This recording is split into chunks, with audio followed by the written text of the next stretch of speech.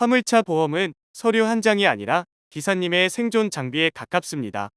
사고 한 번 나면 승용차보다 피해 규모가 크고 대물 피해의 수준도 천차만별이기 때문에 보험의 선택 하나하나가 직접적인 생계와 연결됩니다. 하지만 실제 상담을 해보면 기사님들이 가장 많이 하는 실수는 대부분 그게 그런 건지 몰랐다, 보험료 좀 아끼려고 뺐다, 예전 보험 그대로 복사해서 가입했다 같은 단순한 이유에서 시작됩니다. 문제는 이 단순한 선택들이 사고가 난 순간 엄청난 금액으로 돌아온다는 겁니다. 특히 화물차 보험은 승용차와 달리 업무 목적, 적재 상태, 면허 조건, 기사 유형 등을 상세하게 구분하는데 이런 항목을 모르면 자신도 모르게 보장 누락이 생겨버립니다. 기자 입장에서 가장 위험하다고 느껴지는 건 기사님들이 운전 경력이 20년인데 뭐가 문제겠어라고 넘기는 부분입니다. 화물차 보험은 경력이 아니라 조건이 중요합니다. 문제는 이 조건을 놓치는 순간 진짜 위험해진다는 사실입니다. 보험사들이 제시하는 화물차 보험 견적에는 보통 여러 특약이 들어갑니다. 적재 중 사고, 화재 폭발, 적재물 파손, 야간 작업 위험도, 렌트 대차 지원 등. 그런데 기사님들은 종종 특약 넣으면 보험료가 너무 올라서요, 빼도 운행하는데 지장 없겠지라고 생각하고 과감히 삭제합니다. 문제는 바로 여기서 발생합니다. 특약을 뺄수록 보험료는 내려가지만 사고가 나면 보험 처리가 안 되는 영역이 기하급수적으로 늘어납니다.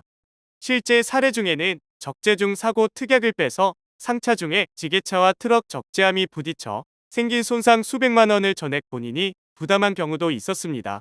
몇만 원 아끼겠다고 특약을 뺀 선택이 사고 순간 수백 수천만 원으로 돌아옵니다. 보험료는 아낄 수 있지만 그만큼 책임 범위도 깎인다는 사실을 모르는 상태에서 가입하면 필패입니다. 화물차 보험의 핵심은 차가 아니라 짐입니다. 그런데 기사님들이 가장 많이 하는 오류 중 하나가 적재물 위험도를 과소평가하는 행동입니다. 이런 짐은 망가질 게 없어요. 상차만 깔끔하면 사고 날 일이 없죠. 하지만 현실은 정반대입니다. 단가 높은 제품 하나만 파손돼도 수백만 수천만 원의 비용이 순식간에 발생합니다. 특히 전자제품, 유리제품, 산업기계 부품 등을 운송할 때는 적재물 배상 한도와 파손 보장 특약이 필수입니다. 그런데 많은 기사님들이 예전에 이걸 운송해 본 적 없어서 몰랐어요라는 이유로 낮은 한도로 가입합니다. 이런 상태에서 사고가 발생하면 보험사는 계약서대로만 지급하고 나머지는 기사님이 전부 부담해야 합니다. 보험이 약하다는 건 곧 기사님 혼자서 위험을 떠안는다는 의미입니다. 적재물이 단순해 보여도 그 안에 담긴 위험도는 절대 단순하지 않습니다. 트럭은 승용차와 사고 규모가 다릅니다.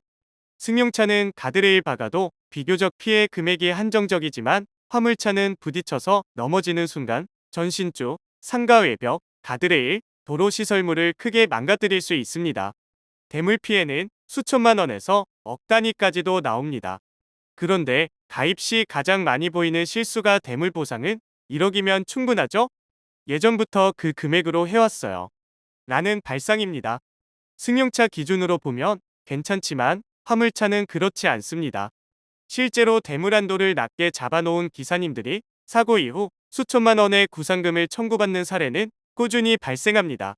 대인 보상 역시 마찬가지로 화물차와 관련된 인명사고는 충격량과 피해 범위가 훨씬 큽니다. 화물차 보험의 보장은 충돌 규모에 맞춰야지 예전의 관행에 맞추면 안 됩니다. 관행이 기사님을 지켜주지는 않습니다. 화물차 보험은 차량 구분보다도 운행 형태를 더 중요하게 여깁니다. 같은 차량이라도 지입 차량, 직영 차량, 개인 프리 기사 등 운행 방식에 따라 보험 조건이 완전히 달라집니다. 그런데 기사님들은 이 점을 잘 모르고 지입인데 그냥 개인 보험으로 가입하면 돼요. 직영이지만 제가 운영하는 거니까 상관없죠? 라고 가볍게 생각하는 경우가 많습니다. 그러나 사고 발생 시 보험사는 계약된 운행 형태와 실제 운행 형태가 다르면 지급을 거부하거나 보험금을 삭감하거나 심할 경우 계약 자체가 무효 처리될 수 있습니다. 특히 지입 차량은 계약 구조가 복잡해져서 운행일지, 사업 소명, 배차 형태 등이 모두 반영됩니다. 이걸 모르고 잘못 가입하면 사고 순간 보험사가 가장 먼저 확인하는 부분이 바로 이 조건입니다. 운행 방식과 보험이 다르면 지급 불가는 생각보다 매우 흔한 상황입니다. 운전자 범위 제한은 보험료를 크게 줄일 수 있는 항목이기 때문에 많은 기사님들이 좁게 설정합니다. 나만 운전하니까 1인 한정 주세요. 가족만 운전하니 범위 제한합시다. 그런데 문제가 되는 건 현실에서는 갑작스럽게 지인이 운전하거나 정비소 직원이 이동시키거나 배차 상황 때문에 다른 기사가 잠깐 운전하는 상황이 빈번하게 발생한다는 점입니다. 범위 제한이 걸린 상태에서 이런 일이 발생하면 사고 시 보험사는 단 한 줄로 말합니다. 약관 위반입니다. 결과적으로 수천만 원의 손해를 본 기사님들이 실제로 많습니다. 그리고 사고가 난 뒤에 그때 정비소에서 잠깐 옮겼던 건데요. 라고 말해도 소용없습니다. 약관은 상황을 봐주지 않습니다. 한번 설정한 운전자 범위는 기사님의 운행 패턴에 따라 유연하게 선택해야 하고 조금이라도 운전 가능성이 있는 사람이 있다면 제한을 최소한으로 거는 것이 훨씬 안전합니다. 보험료 몇만 원 아끼려는 선택이 일생일대의 부담으로 돌아올 수 있다는 점을 반드시 기억해야 합니다.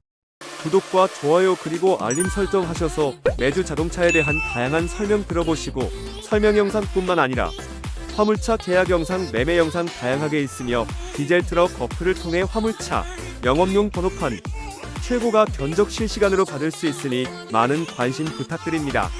감사합니다.